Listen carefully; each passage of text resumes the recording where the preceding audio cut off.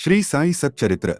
Om Kripa Sindhu Shri Sai Nathaya Namah. By reading each chapter of Sai Satcharitra, let us enlighten the spirit of Bhakti Bhav Chaitanya inside us. Chapter 4. Sai Baba's first advent in Shirdi. In the last chapter, I described the circumstances which led me to write Sai Satcharitra. Let me now describe the first advent of Sai Baba in Shirdi. Mission of the Saints.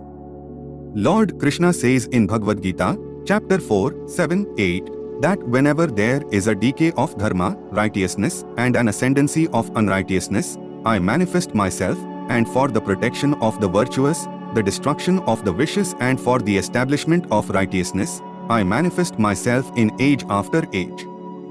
This is the mission of Lord, and the sages and saints, who are His representatives and who appear here at proper times, help in their own way to fulfill that mission. For instance, when the twice born, that is the Brahmins, the Kshatriyas and the Vaishyas neglect their duties, and when the Shudras try to usurp the rights of the higher classes, when spiritual preceptors are not respected but humiliated, when nobody cares for religious instructions, when everybody thinks himself very learned, when people begin to partake of forbidden foods and intoxicating drinks, when under the cloak of religion, people indulge in malpractices, when people belonging to different sects fight amongst themselves, when Brahmins fail to do Sandhya adoration and the Orthodox their religious practices, when yogis neglect their meditation, when people begin to think that wealth, progeny, wife are their sole concern, and thus turn away from the true path of salvation, then do saints appear and try to set matters right by their words and action. They serve us as beacon lights and show us the right path and the right way for us to follow. In this way, many saints, that is Nivritti, Gyandev, Muktabai, Namdev, Gora, Gunai, Eknath, Tukaram, Narhari, Narsibhai, Sajan Kasai, Savta, Ramdas, and various others did appear at various times to show the right path to the people, and so presently came Shri Sai Baba of Shirdi. Shirdi, a holy tirtha. The banks of the Godavari river, in the Ahmednagar district, are very fortunate, for they gave birth and refuge to many a saint, prominent amongst them being Gyaneshwar. Shirdi also falls in the Kopargaon Taluka of the Ahmednagar district. After crossing the Godavari river at Kopargaon, one gets the way to Shirdi.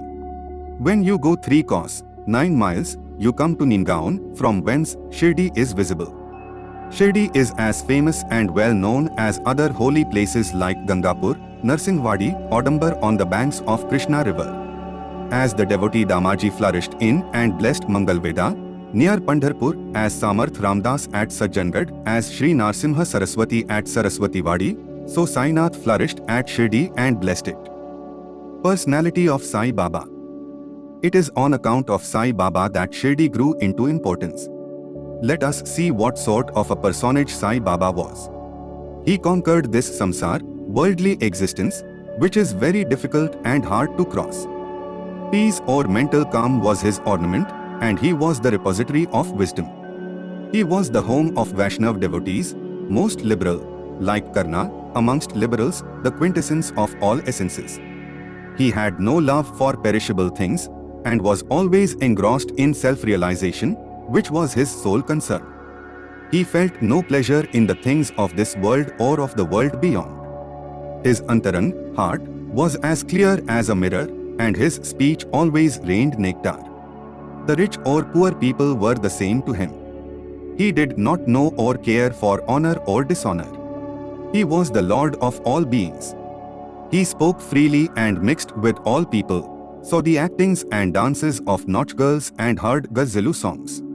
Still, he swerved not an inch from samadhi, mental equilibrium.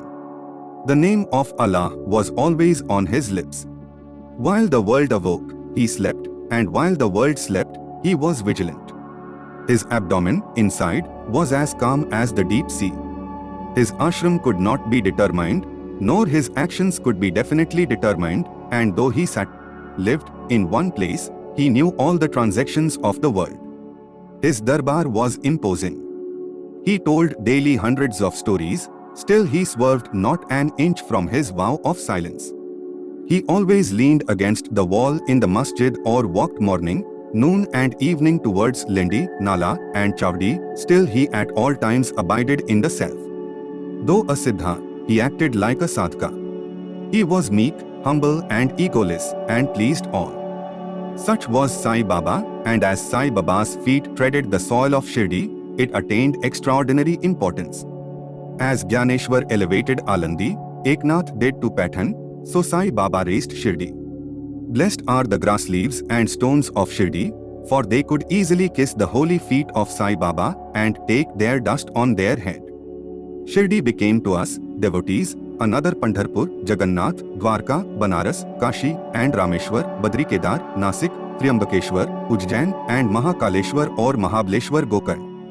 Contact of Sai Baba in Shirdi was like our Veda and Tantra, it quieted our samsara, world consciousness and rendered self-realization easy. The darshana of Shri Sai was our yoga sadhana, and talk with him removed our sins.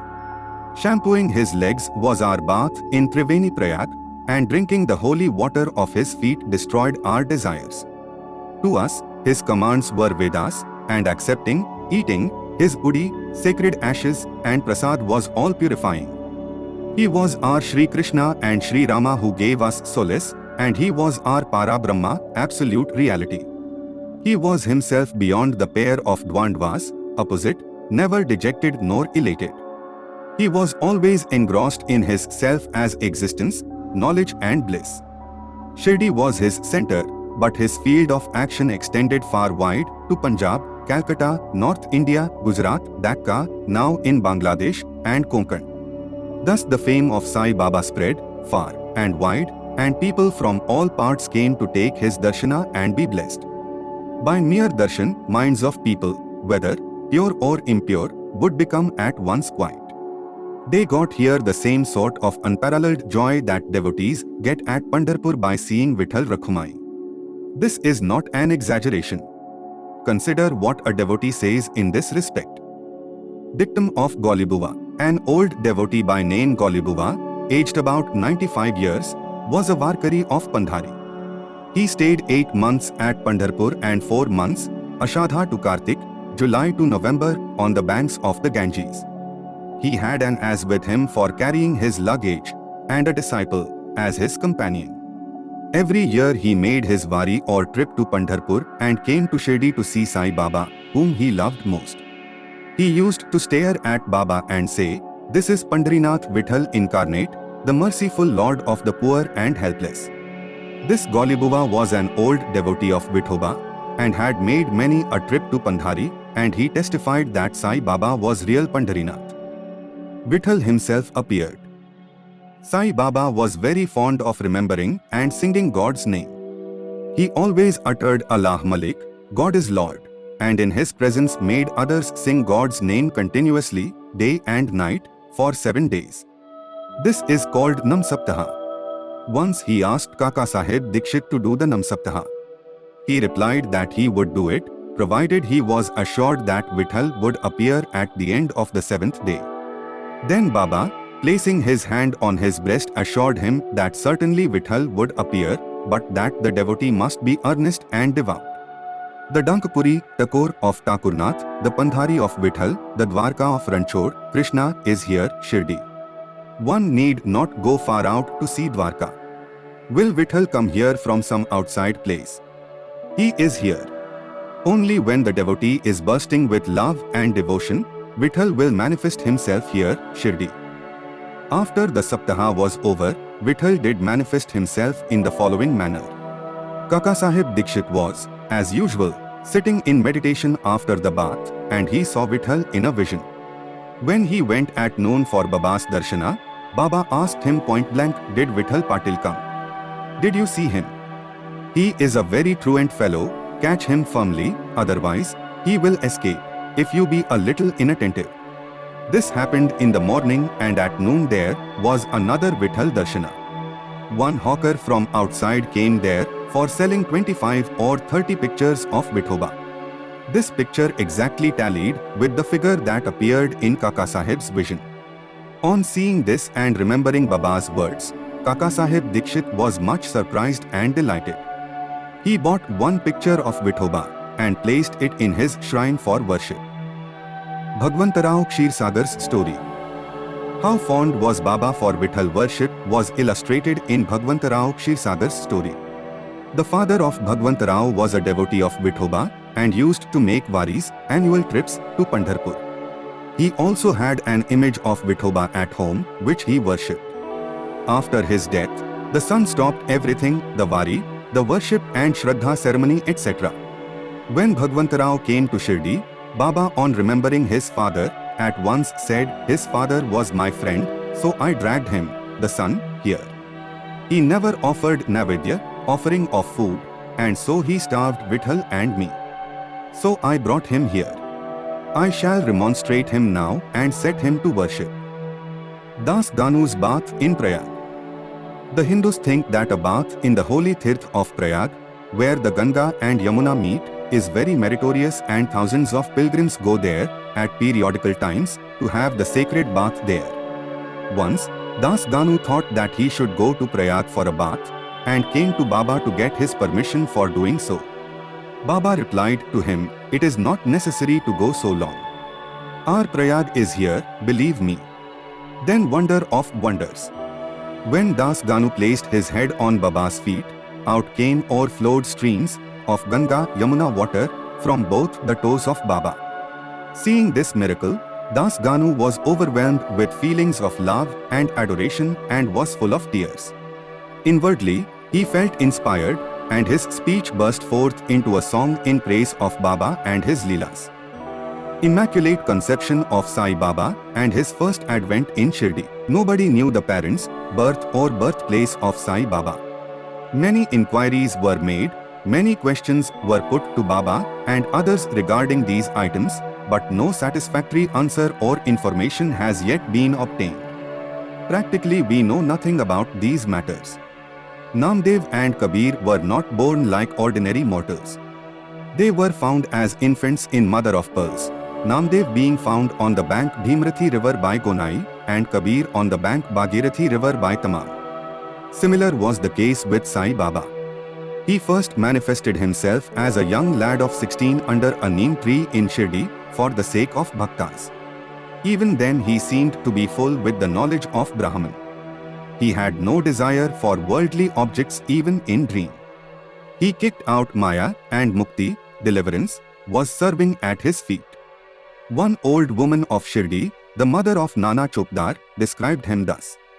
This young lad, fair, smart and very handsome, was first seen under the neem tree, seated in an asan. The people of the village were wonderstruck to see such a young lad practicing hard penance, not minding heat and cold. By day he associated with none, by night he was afraid of nobody. People were wondering and asking whence this young chap had turned up. His form and features were so beautiful that a mere look endeared him to all. He went to nobody's door, always sat near the neem tree. Outwardly he looked very young, but by his action he was really a great soul. He was the embodiment of dispassion and was an enigma to all.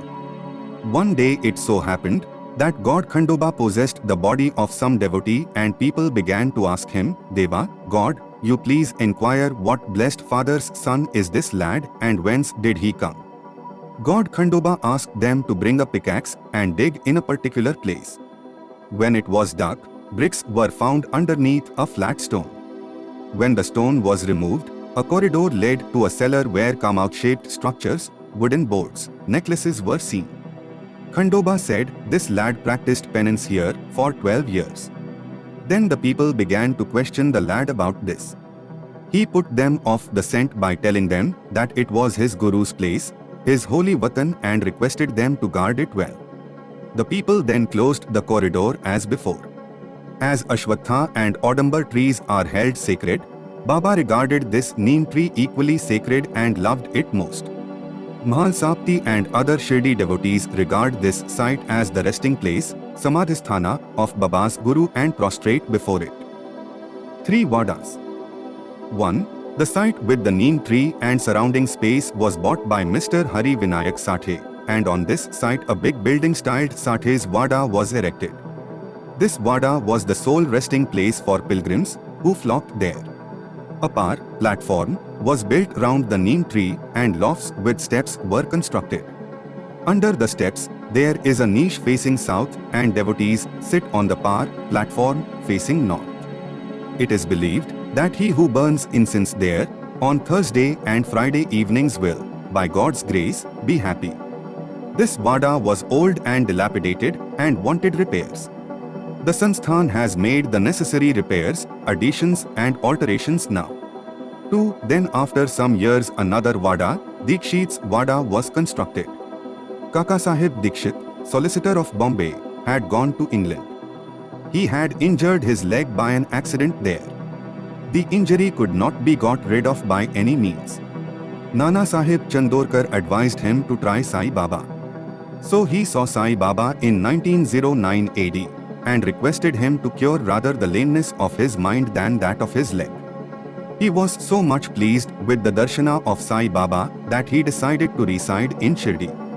So he built a Vada for himself and other devotees. The foundation of this building was laid on 10th December 1910. On this day, two other important events took place. 1. Mr. Dada Saheb Khapade was given permission to return home, and 2. The night Aarti in Chavdi was commenced. The Vada was complete and was inhabited on the Ramanavami day in 1911 AD with due rites and formalities. 3. Then another Vada or palatial mansion was put up by the famous millionaire Mr. Booty of Nagpur. Lots of money was spent on this building, but the entire amount was well utilized as Sai Baba's body is resting in this Vada, which is now called the Samadhi Mandir. The site of this mandir had formerly a garden, which was watered and looked after by Baba. 3 Vadas thus sprang up, where there was none formerly. Of these, Sathe's Vada was most useful to all in the early days. The story of the garden, attended to by Sai Baba with the help of Vaman Tatya, the temporary absence of Sai Baba from Shirdi, and his coming again to Shirdi with the marriage party of Chand Patil, the company of Devidas, Jankidas and Gangagir, Baba's wrestling match with Mohdeen Tamboli, residence in Masjid, love of Mr. Dengale and other devotees, and other incidents will be described in the next chapter. Bow to Shri Sai. Peace be to all. The next chapter of Shri Sai Satcharitra will be available on our YouTube channel in the next 24 hours. Till then, stay tuned and do not forget to subscribe to Bhakti Bhav Chaitanya English and like and share the video.